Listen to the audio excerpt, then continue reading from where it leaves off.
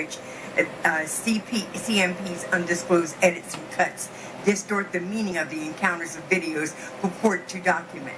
However, the manipulation of the videos does not mean they have no evidentiary value in legal context and cannot be relied upon.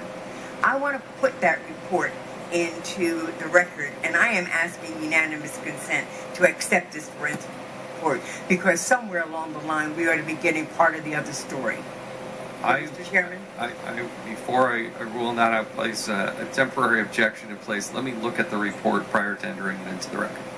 Well, then I guess I should also register my temporary objection to the fact that we have one witness here, and we haven't even tried to get Mr. DeLighty here or anyone else who we would be able to question as with regard to the accuracy of all the allegations that we are moving on right now.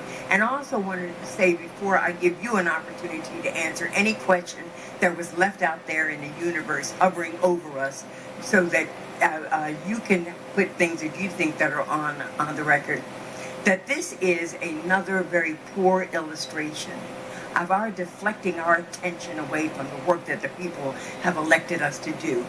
We need to have an export-import bank that creates jobs. We need to have an infrastructure program that creates jobs. We need to be reauthorizing the appropriate aspects of the Voting Rights Act. We've got so much good work to do, but instead, what do? We harp on a woman's right to make the choices that are hers to make. And that, to me, is very offensive. And with that, Ms. Richards, I would like to yield to you the balance of my time to answer any unanswered question that you may have. Thank you.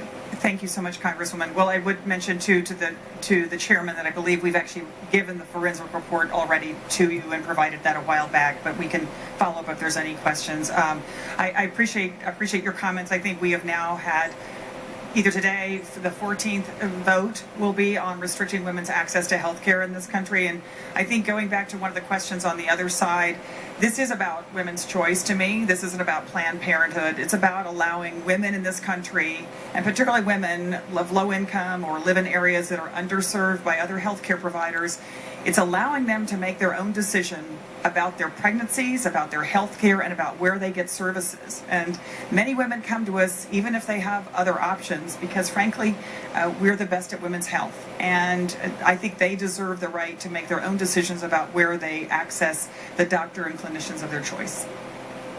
Reclaiming the last 25 seconds of my time, seems to me to be... Gentlewoman's time is more than expired. Oh, I'm so sorry. Would you indulge me for 10 seconds? If I do that, I've got to do it both. I've got to keep going. With all due respect, Mr. Chairman, you 10 seconds. It just seems to me that this is not the appropriate time to be making decisions about defunding Planned Parenthood when we don't even know why we want to do it.